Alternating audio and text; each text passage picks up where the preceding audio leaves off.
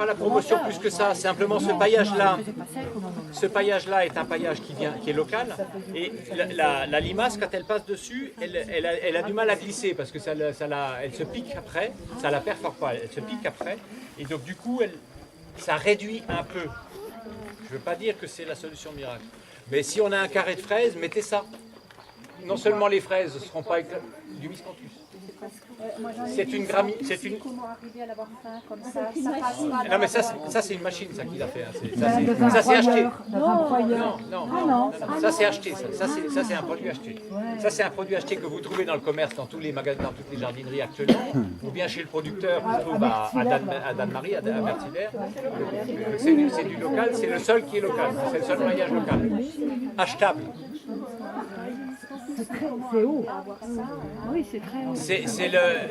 Contre les limaces, c'est une petite solution encore. C'est cumulé avec d'autres, et ça peut être pour un petit carré, pourquoi pas. Quoi. Et en plus, la chose que je trouve intéressante à ça, c'est qu'en plus ça change la vue du jardin.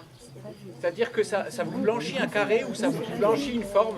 Donc du coup, au lieu d'avoir un jardin monochrome vert et marron, couleur terre, vous avez un petit carré de jaune à l'intérieur. Pourquoi pas? C'est du plaisir. On va pas remplir tout le jardin avec ça, mais voilà. Alors ça c'est totalement bio. C'est le seul broyat qui est complètement bio.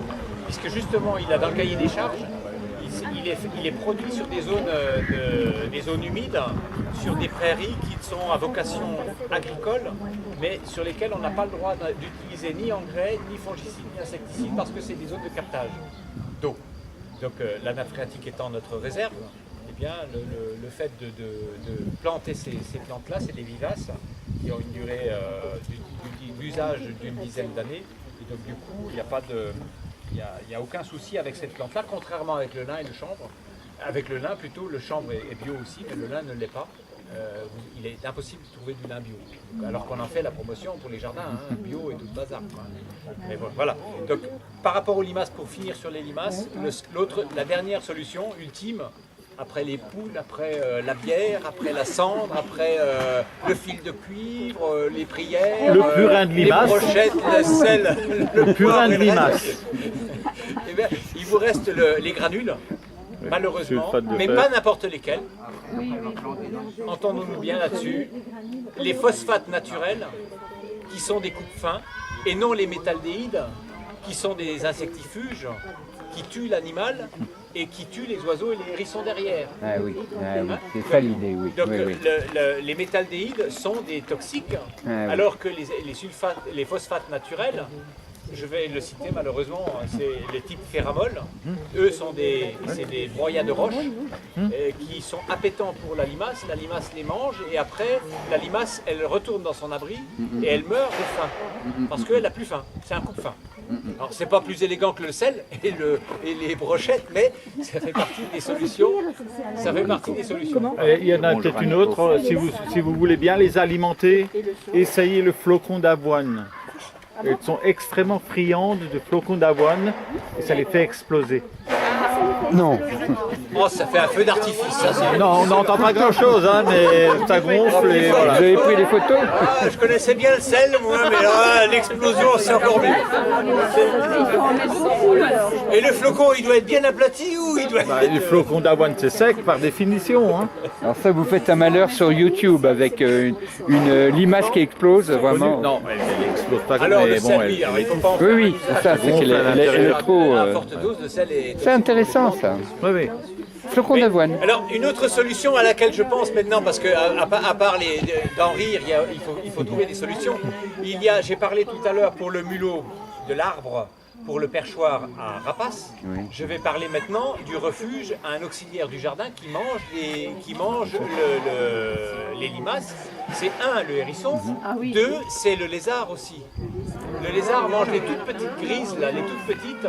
Donc c'est de recréer dans son jardin des lieux de refuge. Et on parlait tout à l'heure, ça j'en ai parlé il y a 3 semaines à une autre intervention, le refuge à hérissons. Il n'y a pas lieu d'acheter un refuge à hérissons qui vient de l'autre bout de la planète. Vous faites des fagots avec les branchages de bonne taille, vous entassez les fagots au fond du jardin et vous avez un refuge à hérissons.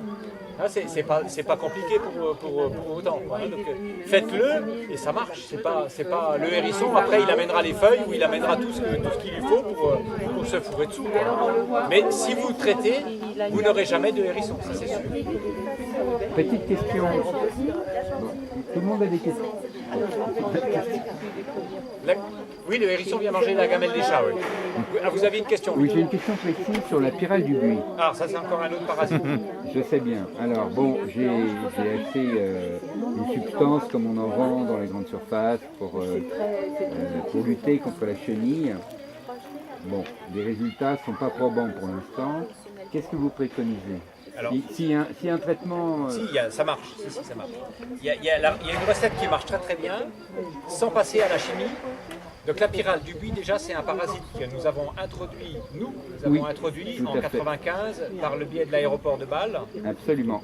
Et qui a envahi tout l'est de la France, y compris l'Allemagne et la Suisse, et maintenant pratiquement tout le reste de la France. Les buis vont disparaître, j'en ai parlé tout à l'heure déjà. Tout à fait, oui. La pyrale du buis est un papillon qui pond, un papillon nocturne. Donc déjà, il faut éteindre les lumières. Donc si vous avez un village qui est allumé, c'est raté. Donc déjà, il faut éteindre les lumières pour éviter la propagation. Et ce papillon pond dans les buis et la chenille se nourrit exclusivement de la feuille du buis. Donc c'est pour ça qu'on a des buis complètement jaunes décharnés maintenant. La seule solution, il y a une solution chimique qui marche, mais ça à base de deltamétrine, qui est un insecticide très très toxique et très dangereux pour les insectes en général. Et la solution la moins toxique homologuée en bio, c'est le Bacillus thuringiensis, BT, qui fonctionne très très bien. Là cette année, on en est déjà au 2e traitement sur les buis que l'on veut préserver. Le seul bémol que je donnerai maintenant, c'est que les Suisses sont en train de nous mettre la puce à l'oreille sur les problèmes de réaction de notre propre vie à nous. Le bacillus, visiblement, les Suisses ont constaté des maux de tête, des allergies et des choses par rapport au bacillus. Ce qui a été le cas par le passé avec la roténone, qui est maintenant interdite, qui était l'extraction d'une plante, la pyréthrine, qui aujourd'hui est encore vulgairement utilisée dans tous les jardins, dans toutes les maisons, partout, qui est un perturbateur au niveau des circuits nerveux de l'abeille.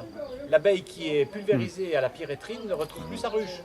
Donc qu'on ne nous dise pas que c'est totalement bio. C'est effectivement des extraits de plantes, c'est effectivement des parasites comme le bacillus qui est un bacille, mais ne disons pas qu'ils sont sans conséquence sur l'environnement.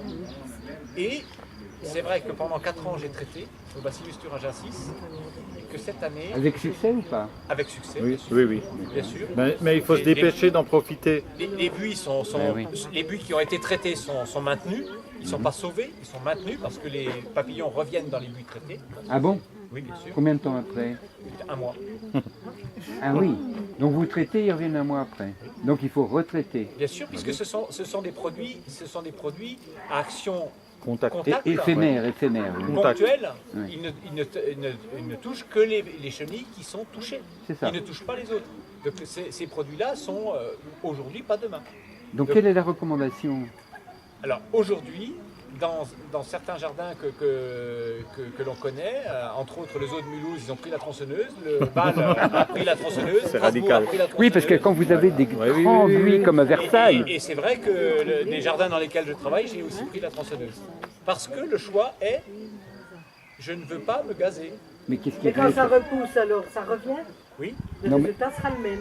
Non mais question, quand vous utilisez la tronçonneuse, vous allez jusqu'où? Vous enlevez quoi? Ras du sol. 2 cm. Ah oui. La souche. On éradique. Ouais. Pour faire Ah bah, disparaître mais la chenille, il y a deux façons. un buis, Soit on la ça met tue, 50 ans. soit on lui supprime le repas. Ah oui, mais... Et actuellement, le choix est je supprime le repas. Basta. La seule chose qu'on ne sait pas, c'est si la pyrale ne va pas, lorsqu'elle aura plus à manger, si elle ne va pas se mettre à manger des troènes, à manger des ifs, à manger les salades, j'en sais rien. Cette chenille-là, aujourd'hui, elle mange que des buis, demain, elle peut muter. C'est tout. Ce qu'on sait, c'est que... Je ne peux pas... Mais ce que l'on sait, c'est qu'un buis, ça met 50 ans à... Non, ça met 200 ans un buis. Il y a des Non, mais buis, voilà, quand je dis 50, oui, 200, 300... on a des buis dans des grands jardins qui ont 2 siècles, mais c'est notre faute. Ils vont disparaître, basta. Vous pouvez demander à Alain Baraton, vous pouvez demander à des grands jardiniers, des scientifiques, ils vont disparaître. Les buis qui sont de façon naturelle dans les massifs du Larzac ou bien dans le sud de la France, l'Ardèche et ailleurs, ils vont disparaître. Ce qu'on sait, c'est que Monsanto a introduit les gènes du Bacillus thuringiensis dans une variété de maïs. Oui. Ça, Ah oui, c'est oui, intéressant. ça, oui. Parce De Santo, oui, bien sûr. les plantes vont résister au Bacillus thuringiensis. C'est intéressant. Hein. Oui. Et le Bacillus thuringiensis, on l'a fait lui, avec la vigne. je vous garantis qu'il va réagir, et rapidement. Hein. Oui, c'est ça, oui. On l'a fait avec la vigne. La vigne avec le phylloxéra, la vigne était détruite dans nos régions. On a réintroduit des vignes qui ont été inoculées à l'époque. On a des vignes qui on a plus de champignons. Donc, Non, mais il y a autre chose. Alors le résultat il est le même. Non.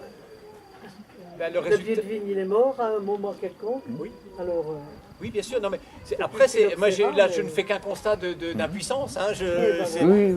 Là, malheureusement, nous sommes condamnés soit à traiter, soit à éradiquer. Donc tous les jardins de l'eau nôtre... Vous allez, par exemple, à un jardin qui n'est pas très loin d'ici, vous allez à Vesserlin ou vous allez à Mulhouse, quelques jardins qui sont là, des jardins à la française, et les buis, ils peuvent juste mettre un tissu autour parce qu'il n'y a plus que des troncs. Donc, ça ressemble à rien de les laisser, ça ressemble très peu. Alors c'est très curieux. Alors justement, quand vous dites ça, effectivement, j'ai un très gros pied de buis qui a 50 ans, un truc comme ça, et un autre beaucoup plus jeune, à 3 mètres de distance, qui lui est intact. Allez comprendre. Allez comprendre. Bah, alors il y a eu, vous avez le buis, le cyprès-migraine, sa petite feuille qui est très très sensible. Vous avez le buis à grosse feuille qui l'est un peu moins. Mais pour moi, c'est que reculer pour mieux sauter. Oui, vous avez raison. Bien sûr. Malheureusement, hein, je ne dis pas que c'est bien ou c'est mal. Malheureusement, c'est reculer pour mieux sauter parce que la pyrale, de toute façon, elle est là. Quand elle ne mangera plus chez moi, elle mangera chez vous. Voilà. C'est un peu comme les mulots. On connaît quelqu'un qui a un beau verger en plein milieu de la plaine, pas très loin d'ici. Il a tous les mulots du quartier, mais il suffit de regarder le paysage, il n'y a que du maïs tout le tour. Lui, il a un petit jardin qui est grand comme ce bout de tissu, enfin qui est beaucoup plus grand que ça, mais à l'échelle de la plaine d'Alsace, ça représente. Et tous les mulots sont là, il dit qu'est-ce que je fais avec tous ces mulots? Je dis, je ne sais pas.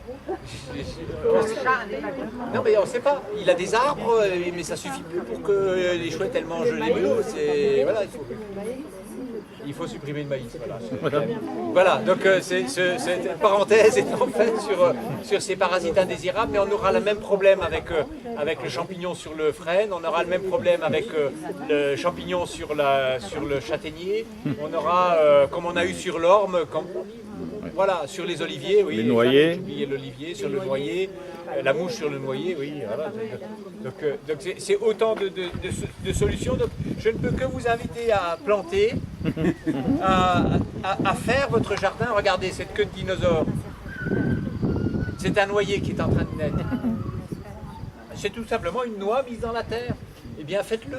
Alors, c'est vrai qu'il faudra être patient parce que tout à l'heure, quelqu'un me disait oui, mais. Ah oui, c'était vous. Oui, il faut 70 ans pour avoir des noix. Alors, je suis désolé de vous dire, moi non plus, je ne les verrai pas, les noix de cet arbre-là. Elles seront pour quelqu'un d'autre. Alors, ça commence à produire au bout de 15 à 20 ans. Ouais, 15 ans, ouais. Mais la pleine production d'un noyer, c'est 70 ans. Vous voyez, donc comme quoi, il faudra être patient pour que celui-ci, qui est planté en même temps que celui-là, arrive à apporter ses 500 kilos de noix. Il faudra du temps et de la patience, et ce n'est pas nous qui le récolterons malheureusement. Mais tant pis, faisons-le et puis récoltons. Récoltons. S'il vous plaît, quand on sème des graines de petits marrons roses, est-ce qu'il y a un sort? Encore? Vous recommencez? Non mais ça suffit maintenant. Qui reprend ma place là? Alors je recommence, mais je ne fais pas longtemps. Le sens de la vie. Regardez. Hop, et hop. C'est le bon sens. Ah, il est tombé dans le seau. Celui-là va marcher, l'autre il marchera. C'est le bon sens. Non, il n'y a pas de sens. Non mais, alors Internet, il n'y en a pas dans le jardin. Oui. J'ai un téléphone. Ah non mais vous allez me faire sortir de mes gonds. Vous voyez ce que j'ai comme téléphone? J'ai pas de haille machin, avec des houilles qui font mal. Et je n'ai qu'un téléphone pour téléphoner s'il y a besoin, mais pas Internet. Là c'est ça Internet de côté. On appelle ça un insu. Oui, Un insupportable. Un hein. intrus. Un insupportable. Faites-le. Alors, eh bien faites l'expérience. Justement. Faites l'expérience avec... Qui poussent plus vite que d'autres. Non. Vous les mettez en cours. Il y en a certaines qui sortent plus vite et les autres non. Il y a une méthode. Faites l'expérience. Prenez le potimarron dans le sens où il est, hein, pas à l'envers. Hein. Vous le posez délicatement sur le tas de compost. Oui, ça je sais. Les résultats sont garantis. Je sais, mais quand j'en Les mets tomates dans- aussi. Et les graines, elles sont comment dedans? À l'endroit, à l'envers? Oui, mais n'empêche, si le germe sort par là. Moi, je veux savoir où sort le germe. Eh bien alors, je vais vous le montrer. Est-ce que c'est la pointe ou est-ce que Je recommence, tant pis. Hein, C'est pas la pointe. Il y a certainement un endroit où sort le germe. Pas la pointe. Dans une graine. Par la pointe. Non? Non par- Non? Où sort le germe? Non, je cherche le... Semer dans un petit Moi, pot je- comme non, ça je vais et faire celui-là. observer ce qui se Regardez, passe. regardez. Quand la tige regardez. sort, Oui, oui, voilà. C'est une rosette. Ça, c'est un gland. Un gland de chêne rouge. Il ne s'est pas posé de question, le gland. il est à l'envers. Il s'est posé par terre, il est tombé de l'arbre, Voilà. il est tombé. Et j'aime. En tombant, la partie coléoryse, qui est racine, dans les termes, ça s'appelle comme ça. Le coléoryse, avec son équilibre à lui, il descend. Le coléotyle, qui est la partie aérienne, elle fonctionne avec la gravité de la Terre. Eh bien, il se met par en haut. Et pourquoi? Ça s'est fait comme ça depuis toujours. Et les arbres sont là depuis des milliers d'années. Eh bien, les graines, c'est comme ça. C'est la force centrifuge et l'équilibre. C'est comme vous marchez debout, vous ne marchez pas sur la tête. Et ça se saurait si on marchait sur la tête. Eh bien, ça n'arrive pas. Si vous vous mettez par terre, vous vous lèverez. Eh bien, les plantes, c'est la même chose. Vous les mettez dans un sens ou dans l'autre. Un arbre, vous le couchez, j'ai pris l'exemple tout à l'heure, vous couchez un arbre qui est enraciné, vous le couchez, il va se relever. Ça, c'est une bonne question. Non, il ne va pas vers le soleil. Non, Non. c'est pas le soleil. Ce que vous dites est très Il va bien. vers le Attendez. soleil quand il est Il y a la le long d'un circulation mur, de la sève, il va vers d'abord. le soleil. Mais vous le couchez par terre, il se relève à la verticale. Parce que c'est la force centrifuge. C'est l'attractivité de la terre qui fait ça. C'est tout. Ils se mettent en lyre. Vous en avez dans les falaises qui poussent dans les falaises, des arbres et vous les avez en lyre. Ils se mettent carrément à la verticale. C'est notre équilibre. C'est nous, on tient debout sur nos deux jambes. À propos de la visite Donc, des si vous jardins, avez besoin vous de planter disiez un talus. qu'il y en aurait une prochaine ou pas? À Turkheim la semaine prochaine? Ouais, samedi Plantez pas prochain, en haut. À quelle 14 heures. Les cotonéastères. À quelle heure? Tout jardin. à l'heure, j'ai 14 parlé des 14 lonicéras heures. Et pour, quel pour, rendez-vous où ça? Des marcottes, pour marcotter. Planter en bas. Je sais plus. La plante, elle a toujours 80% de sa force J'ai va le vers le papier, haut, pas mais vers le bas. Est-ce que je l'ai sur moi? Il est très difficile de faire descendre des plantes sur moi. par terre. à Bon, part c'est les pas grave, géraniums, je vais parce trouver que- sur Internet. ils sont sur des Absolument. bateaux. D'accord. Mais les plantes, généralement, elles montent, elles ne descendent pas. Vous y serez? Si vous voulez Oui, planter un c'est le talus, plantez le lycée bas du talus. agricole de Et ça monte. Roufac qui... Cotonéastères D'accord. et autres. D'accord. Vous avez Ah oui, c'est trouvé un sur grand domaine agricole, Roufac. Oui, mais c'est pas, on va pas sur le domaine. Non, c'est Turkheim. Alors, C'est deux vous avez une jardiniers question qui font du bio. attention, hein, on s'en va dans un quart d'heure. Hein. D'accord. Et on a le train après, non? Je sais pas quelle heure il est. Vous aviez une question Avec la fougère, vous faites quoi? Alors la fougère, ah bah tiens, ça va me changer. Du purin. Du Oh purin. oui, mais ça c'est, oui, il y a le purin. Ouais. Mais, et un lit sur le matelas pour Renard. Voilà, j'en ai parlé, on avait un atelier sur les déchets, les déchets du jardin pour ne pas les emmener à la déchetterie. C'est un bon geste ça. Ah oui. Eh bien, il y a un certain nombre de plantes, on remplit la voiture et on les emmène à la déchetterie. Alors tout à l'heure j'ai dit les branchages, vous faites des fagots pour faire une cabane à hérisson ou une cabane pour le gamin avec les fagots. Eh bien la fougère, vous pouvez en faire des paillages dans le jardin. Elle va vous couvrir vos plantes, elle va se désagréger tout doucement, toute seule. Et pourquoi l'emmener à la déchetterie? Voilà. Mais aussi, si vous avez un chien, et c'est souvent le cas aujourd'hui, vous pouvez la mettre dans la niche du chien. Elle est insectifuge. Ah, elle est insecte.